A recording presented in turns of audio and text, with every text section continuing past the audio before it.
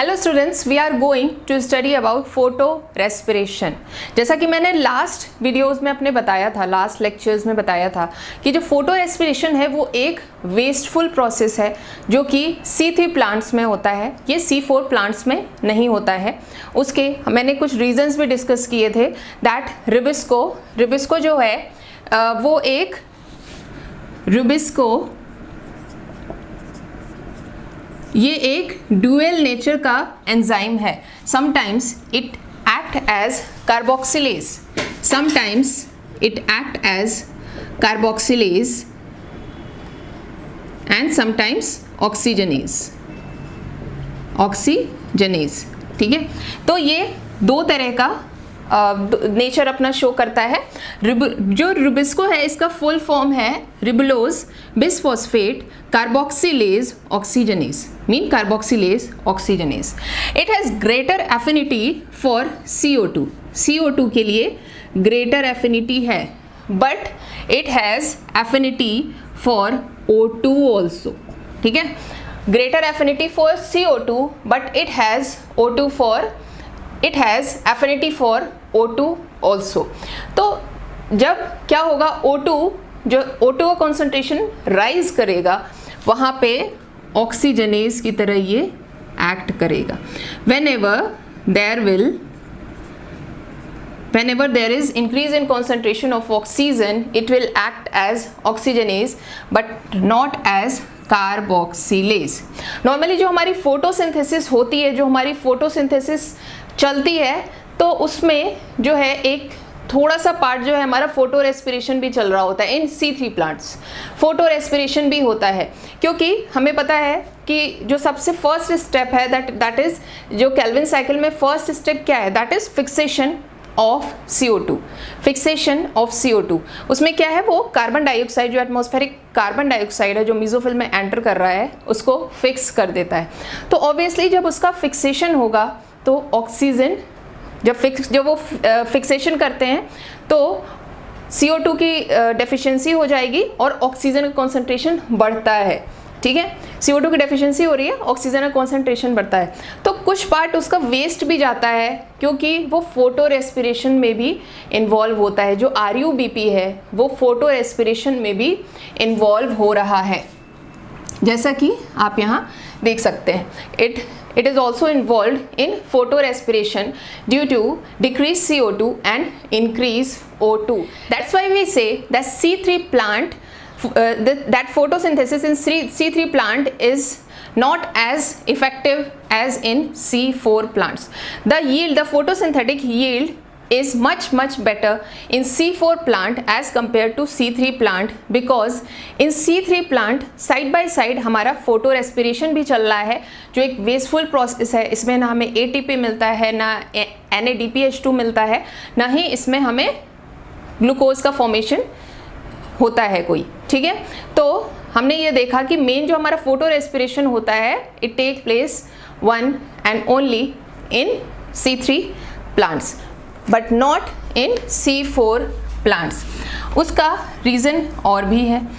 हमें पता है कि जो C4 प्लांट्स होते हैं उसमें जो C4 पाथवे चलता है, वो उसमें हमारा 2 सेल्स इन्वॉल्व होती हैं। एक हमारी मीजोफिल सेल्स होती हैं, एक हमारी मीजोफिल सेल्स और एक होती हैं हमारा बंडल शीथ सेल्स। तो इसमें क्या होता है कि जो हमारा जो मीजोफिल सेल्स में जब हमारा CO2 हमारा आता है यहाँ पे, तो ये क्या होता है, ये हमारा फिर ट्रैप कर लिया जाता है और ट्रैप करके हमारा यहाँ पे बंडल शीथ सेल में ट्रांसफ़र कर दिया जाता है, ठीक है। ये जो एटमॉस्फेरिक CO2 है ये ट्रैप करके हमारा बंडल शीथ सेल में ट्रांसपोर्ट कर दिया जाता है। कंपाउंड्स जो हैं इसको कंबाइन कर लेते हैं और बंडल शीथ सेल में ये चला जाता है और वहाँ पे जाके ये CO2 फिर रिलीज़ होता है, जो कि जाके फिर केल्विन साइकिल में इन्वॉल्व होता है, केल्विन साइकिल। तो इस तरह से यहाँ पे CO2 की कंसंट्रेशन हाई ही रहती है, CO2 की कंसंट्रेशन डिक्रीज नहीं होती है। तो कंसंट्रेशन ऑफ CO2 जो है always it is more than oxygen, ठीक है। एज वेल एज ये जो बंडल शीथ सेल होती हैं ये थिक होती हैं and these are impervious to exchange of gases. यहाँ पे गैसेस का एक्सचेंज नहीं हो रहा है। इसकी वजह से क्या होता है कि CO2 यहाँ से बाहर नहीं निकल रही है, ऑक्सीजन यहाँ से अंदर नहीं आ रही है, ठीक है। ऑक्सीजन यहाँ से अंदर नहीं आ रही है, CO2 यहाँ से जा नहीं पा रही है। तो इसमें क्या होता है, CO2 इसमें ट्रैप हो गई और वहाँ क्या है, वहाँ पे हमारा है रुबिस्को, ठीक है। जो ये सारी चीज़ें जिस पर डिपेंड कर रही हैं, this is the enzyme which is responsible for this photo respiration. The nature of Rubisco is responsible for this photo respiration. यहाँ पे हमारा रुबिस्को है, ठीक है। और रुबिस्को के लिए जो कंडीशन है that is always increase CO2 and never decrease in CO2 और increase in O2।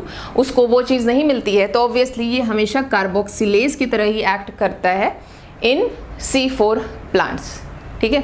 As well as हमारा यहाँ पे जो एक एंजाइम होता है मीजोफिल, जो हमारा जो फर्स्ट टाइम जो हमारा कार्बन डाइऑक्साइड का फिक्सेशन करता है वो है पेपकेज, PEPCASE या phosphoenol pyruvate carboxylase, phosphoenol pyruvate carboxylase, जो कि हमारा फर्स्ट CO2 फिक्सेशन करता है।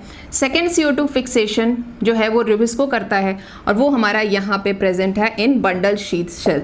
रुबिस्को यहाँ पे मीजोफिल सेल्स में प्रेजेंट नहीं है। अगर वो मीजोफिल सेल्स में प्रेजेंट होता लाइक इन C3 प्लांट तो ऑब्वियसली C4 प्लांट्स भी जो हैं वो फोटो रेस्पिरेशन में पार्टिसिपेट करते, बट ऐसा यहाँ पे नहीं है। So this is the main reason why C4 plant don't undergo photorespiration but C3 plant go, which is a wasteful process, and this is the reason while C4 pathway is more effective, more efficient and is more yielding in comparison to C3 pathway or Calvin cycle in C3 plants.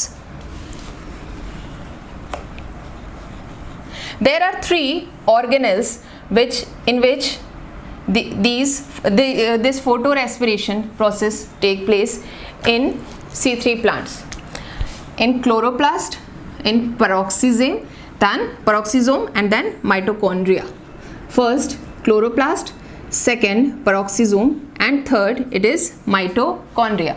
From chloroplast the gases diffuses to peroxisome, then from peroxisome it diffuses to mitochondria and then back to peroxisome and then back to chloroplast. So like this cycle takes place. Okay, now just see that what happened whenever there is increase in concentration of O2, or we can say that when there is high temperature or when there is high light intensity which leads to high temperature and increase O2, what happens that RUBP, it takes O2 and in presence of Rubisco, here Rubisco act as oxygenase. Rubisco will be involved. Rubisco will act as oxygenase here. It will give phosphoglycolate and phosphoglyceraldehyde. Now this phosphoglycolate will be converted to glycolate, that is 2 carbon compound. This is 2 carbon compound. That's why we call this photorespiration C2 cycle or glycolate cycle. We also call photorespiration C2 cycle or glycolate cycle. Now this glycolate diffuses from chloroplast to peroxisome, and in peroxisome it is converted to glyoxylate and then to glycine. Now this glycine diffuses to mitochondria. 2 molecule of glycines here. What they do, when they one ammonia and one CO2 is released here. One ammonia and one CO2 is released here. Glycine is a amino acid. It releases one ammonia and one CO2. This is a CO2 which is released. This is a CO2 which released, and then glycine is converted into serine, which is again a amino acid. As we all know, amino acids have amino group, so it releases one amino group and CO2 which is removed, and then the glycine is converted into serine. This is a very important step. This is a very important step, and it has been asked many times. Now this CO2 is released here. As we all know that in Calvin cycle there is fixation of carbon dioxide, but here there is release of carbon dioxide. So photorespiration, what photorespiration is doing? Photorespiration is undoing the steps of Calvin cycle. Whatever things are happening in Calvin cycle, photorespiration is just doing the reverse of that. In Calvin cycle, CO2 is fixing, CO2 fixation takes place, but in photorespiration, CO2 release is there. Okay, so CO2 is released in atmosphere as oxygen is in and CO2 is out. This is just like respiration which we human do. What we do? We take O2 and just exhale CO2. We take O2 and exhale CO2. So this is just like respiration in living, in humans, like they take O2 and exhale CO2. That's why respiration is here. Respiration is here, as well as it is taking place in sunlight, because as we talked earlier also that the photorespiration occurs in two conditions, that is high temperature and high concentration of O2. So it is taking place in presence of light. So photo is added here. So overall it is a photorespiration. Photorespiration. So glycine just releases CO2 which is released in atmosphere outside, and then it is converted into serine. Now serine goes back to peroxisome, converted into hydroxypyruvate and then glycerate, and then glycerate then diffuses to chloroplast, and then chloroplast then forms phosphoglyceraldehyde. Then phosphoglyceraldehyde enters the C3 cycle, and again this cycles take place. Mean photorespiration and Calvin cycle both are going on side by side. Both are going on side by side. But this is a wasteful process. So for C3 plant, it is because in case of C3 plant, the photosynthesis takes place and side by side photorespiration is taking place. That's why they don't give a effective yield in comparison to C4 plant, in which they have adaptation. In C4 plants they have some adaptations to get rid of this photorespiration.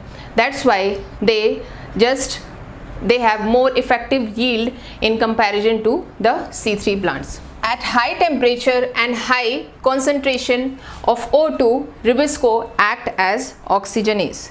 ये मैंने आपको बताया था कि जब temperature high रहता है as well as the oxygen concentration जो है वो हाई रहती है, तो रिबिस्को ऑक्सीजनेज की तरह एक्ट करता है. Otherwise it act as when CO2 concentration is high, it acts as carboxylase but not as oxygenase. Most RUBP is oxidized and very less undergo carboxylation to form carbohydrate.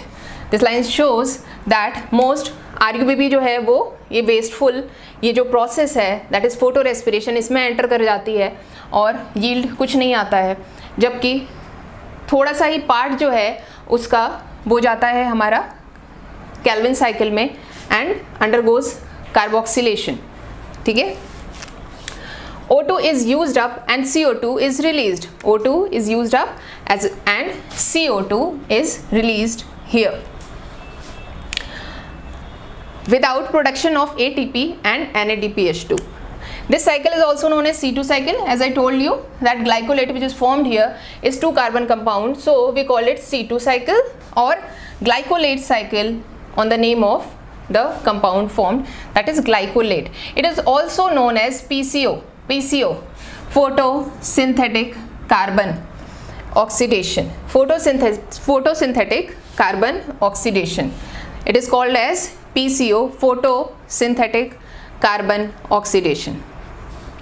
It is discovered by decker जो scientist था उसने इसको discover किया था, किस में discover किया था? टोबैको में ऑब्वियसली वो C3 प्लांट है तभी उसने उसकी स्टडी की थी. So photorespiration resulted in release of CO2. It release CO2 with utilization of ATP.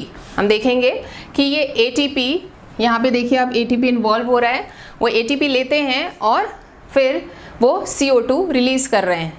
ठीक है, तो ये ऑल सब वेस्टफुल ही है. वो ATP भी ले रहे हैं, वो CO2 और CO2 रिलीज कर रहे हैं जो किसी काम का नहीं है. ठीक है, और जो सेल ऑर्गेनल्स इसमें इन्वॉल्व होते हैं that is CPM in the sequence chloroplast, peroxisome and mitochondria.